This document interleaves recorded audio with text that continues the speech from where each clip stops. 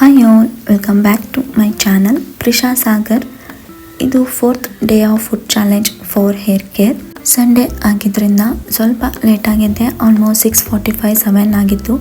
Already ತುಂಬಾ ಬೆಳಕಾಗಿತ್ತು ಕೂಡ.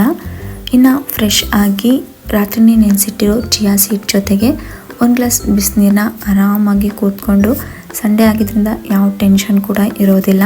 ತುಂಬಾ ಮಳೆ ಇದೆ ಔಟ್ಸೈಡು, ಹಾಗೆ ಸ್ವಲ್ಪ ಚಳಿ ಕೂಡ ಇದೆ. ಬಾಗಿಲೊರೆಸಿ ರಂಗೋಲಿನ ಹಾಕಿ ರಾತ್ರಿನೇ ಇಡ್ಲಿ ಮಾಡಲಿಕ್ಕೆ ಬ್ಯಾಟರ್ನ ರೆಡಿ ಮಾಡಿಟ್ಟಿದ್ದೆ. ಒಂದು ಸೈಡ್ ಇಡ್ಲಿಗೆ ಬೇಯಲಿಕ್ಕೆ ಇಟ್ಟು, ಇಡ್ಲಿಗೆ ಕಾಂಬಿನೇಷನ್ ಆಗಿ ಕಾಯಿ ಚಟ್ನಿ ಹಾಗೆ ರಸಮ್ ಮಾಡಲಿಕ್ಕೆ ರೆಡಿ ಮಾಡ್ಕೊಳ್ತಾ ಇದ್ದೀನಿ. ಇನ್ನು ರಸಮ್ ಮಾಡಲಿಕ್ಕೆ 3 ಟೊಮೆಟೊ, 1 ಈರುಳ್ಳಿ ಹಾಗೆ 1 ಬೆಳ್ಳುಳ್ಳಿನ ತಗೊಂಡಿದ್ದೀನಿ. ತರಕಾರಿ ಎಲ್ಲ ಹೆಚ್ಚಿದ ಮೇಲೆ ವೇಸ್ಟ್ ಇರೋದನ್ನೆಲ್ಲ ಡಸ್ಟ್ಬಿನ್ಗೆ ಹಾಕಿ ಆವಾಗಲೇ ಕ್ಲಿಯರ್ ಮಾಡ್ಕೊಂಡ್ಬಿಡ್ತೀನಿ. ಆಗ ಅಡುಗೆ ಎಲ್ಲ ಮುಗಿದ ಮೇಲೆ ಅಡುಗೆ ಮನೆ ಕ್ಲೀನ್ ಮಾಡಲಿಕ್ಕೂ ತುಂಬಾ ಈಸಿ ಆಗುತ್ತೆ. ರಸಮ್ ಮಾಡಲಿಕ್ಕೆ 2 ಟೇಬಲ್ ಸ್ಪೂನ್ ಅಷ್ಟು ಎಣ್ಣೆನ ಹಾಕಿ, ಸಾಸಿವೆ, ಜೀರಿಗೆ, ಉದ್ದಿನಬೇಳೆ ಹಾಗೆ ಕಡಲೆಬೇಳೆ, ಸ್ವಲ್ಪ ಕರಿಬೇವನ್ನ ಹಾಕಿ, ಜಜ್ಜಿರೋ ಬೆಳ್ಳುಳ್ಳಿನ ಹಾಕಿಬಿಟ್ಟು ಎಣ್ಣೆಲಿ ಚೆನ್ನಾಗಿ ಕಂದಿಸ್ಕೋಬೇಕು. ನೆಕ್ಸ್ಟು ಸಣ್ಣದಾಗಿ ಹೆಚ್ಕೊಂಡಿರೋ ಈರುಳ್ಳಿ ಹಾಗೆ ಸಣ್ಣದಾಗಿ ಹೆಚ್ಕೊಂಡಿರೋ ಟೊಮೆಟೊನ ಹಾಕಿ ಚೆನ್ನಾಗಿ ಮಿಕ್ಸ್ ಮಾಡಿ ಒಂದು 5 ನಿಮಿಷ ಪ್ಲೇಟ್ನ ಮುಚ್ಚಿಟ್ರೆ ಟೊಮೆಟೊ ಚೆನ್ನಾಗಿ ಬೇಯ್ಕೊಳ್ಳುತ್ತೆ.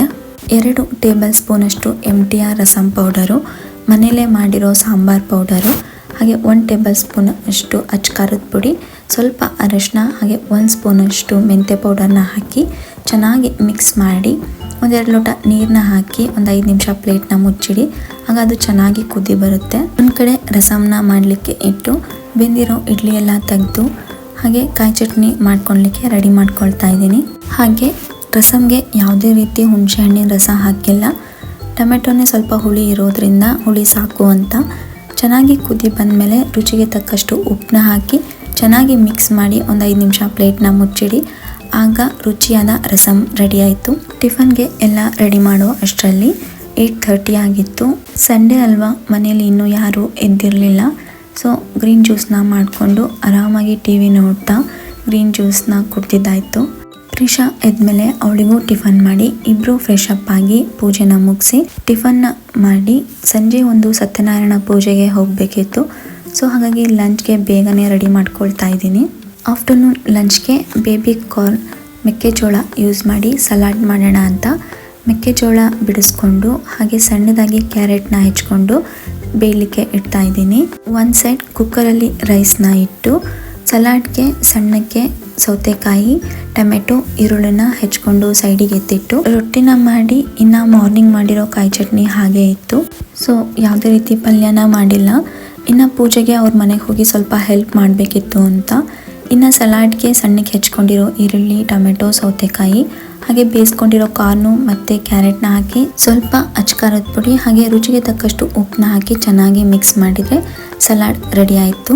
ಊಟಕ್ಕೆ ರೊಟ್ಟಿ, ಕಾಯಿ ಚಟ್ನಿ, ಬೇಬಿ ಕಾರ್ನ್ ಮೆಕ್ಕೆಜೋಳದ ಸಲಾಡು ಹಾಗೆ ಒಂದು ಸ್ಮಾಲ್ ಬೌಲಷ್ಟು ರೈಸು. ಊಟ ಎಲ್ಲನೂ ಮುಗಿಸಿ ಅಡುಗೆ ಮನೆ ಕಂಪ್ಲೀಟಾಗಿ ಕ್ಲೀನ್ ಮಾಡಿ ಇನ್ನು ಸತ್ಯನಾರಾಯಣ ಪೂಜೆಗೆ ಸೀರೆ ಉಟ್ಕೊಳ್ಳೋಣ ಅಂತ ಹೇಳಿ ಸ್ವಲ್ಪ ಪ್ಲೇಟ್ಸ್ ಎಲ್ಲನೂ ರೆಡಿ ಮಾಡಿದ್ದಾಯಿತು.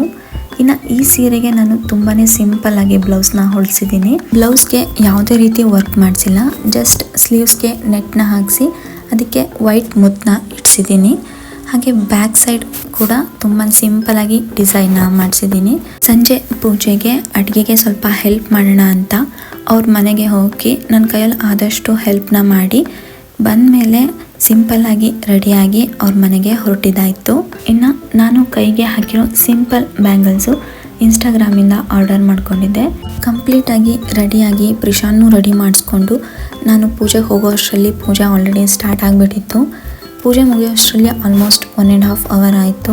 ಇನ್ನು ಊಟ ಕೂಡ ಅಲ್ಲೇ ಮುಗಿಸ್ಕೊಂಡ್ಬಂದಿದ್ವಿ. ಊಟಕ್ಕೆ ಹೋಳಿಗೆ, 2 ಥರ ಪಲ್ಯ, ಅನ್ನ, ಸಾಂಬಾರ್ ಹಾಗೆ ಕೋಸಂಬರಿನ ಮಾಡಿದ್ರು. ಪೂಜೆ ಎಲ್ಲನೂ ಮುಗಿದ್ಮೇಲೆ ಒಂದು ಸ್ಮಾಲ್ ಫೋಟೋಶೂಟ್ ಕೂಡ ಮಾಡ್ಕೊಂಡ್ವಿ. ಇನ್ನು ಪ್ರಿಷಾ ಕೂಡ ಅಲ್ಲೇ ಅಣ್ಣಂದ್ರ ಜೊತೆ ಕೂತ್ಕೊಂಡು ಊಟ ಮಾಡಿದ್ಲು. ಪ್ರಿಷಾ ಫ್ರೆಂಡು ನೋಡಿ ಯಾವ ಥರ ಎಲ್ಲ ಊಟ ಮಾಡೋದು, ಊಟ ಬಡಿಸೋದು ಮಾಡ್ತಾ ಇದ್ದಾರೆ ಅಂತ. ಊಟ ಎಲ್ಲನೂ ಮುಗಿಸ್ಕೊಂಡು ಬರೋ ಅಷ್ಟರಲ್ಲಿ ಆಲ್ಮೋಸ್ಟ್ 11 o'clock ಆಗಿತ್ತು. ಇನ್ನು ಬಂದಮೇಲೆ ಫ್ರೆಶ್ ಆಗಿ ಒಂದು ಸೈಡ್ ಹಾಲನ್ನ ಕಾಯಲಿಕ್ಕೆ ಇಟ್ಟು ನೆಕ್ಸ್ಟ್ ಡೇಗೆ ಬೇಕಾಗಿರೋ ಸೀಡ್ಸು, ಡ್ರೈ ಫ್ರೂಟ್ಸ್ನ ಹಾಗೆ ಚಿಯಾ ಸೀಡ್ಸ್ನ ನೆನೆಯಲಿಕ್ಕೆ ಹಾಕಿ ಮಲ್ಗೋ ಅಷ್ಟರಲ್ಲಿ ಆಲ್ಮೋಸ್ಟ್ 11:30 ಆಗಿತ್ತು. ಆಲ್ಮೋಸ್ಟ್ ನೈಟ್ ಮಲಗುವಾಗ ಇನ್ನೊಂದ್ಸಲ ಹಾಲನ್ನ ಕಾಯಿಸ್ಬಿಟ್ಟು ಮಲ್ಕೊತೀನಿ, ಇಲ್ಲ ಅಂದರೆ ನೆಕ್ಸ್ಟ್ ಡೇ ಒಂದೊಂದ್ಸಲ ಹಾಲು ಕೆಟ್ಟೋಗ್ಬಿಡುತ್ತೆ. ಹಾಗೆ ಈ ವಿಡಿಯೋ ನಿಮಗೆ ಇಷ್ಟ ಆಗಿದೆ ಅಂತ ಅಂದ್ಕೊಳ್ತೀನಿ. ಇಷ್ಟ ಆದರೆ ಈ ವಿಡಿಯೋನ ಫ್ರೆಂಡ್ಸ್ ಆ್ಯಂಡ್ ಫ್ಯಾಮಿಲಿಗೆ ಶೇರ್ ಮಾಡಿ. ಹಾಗೆ ಯಾರೆಲ್ಲ ಫಸ್ಟ್ ಟೈಮ್ ನನ್ನ ಯೂಟ್ಯೂಬ್ ಚಾನಲ್ ವಿಡಿಯೋಸ್ ನೋಡ್ತಾ ಇದ್ದರೆ ಸಬ್ಸ್ಕ್ರೈಬ್ ಆಗೋದನ್ನು ಮರಿಬೇಡಿ. Thank you.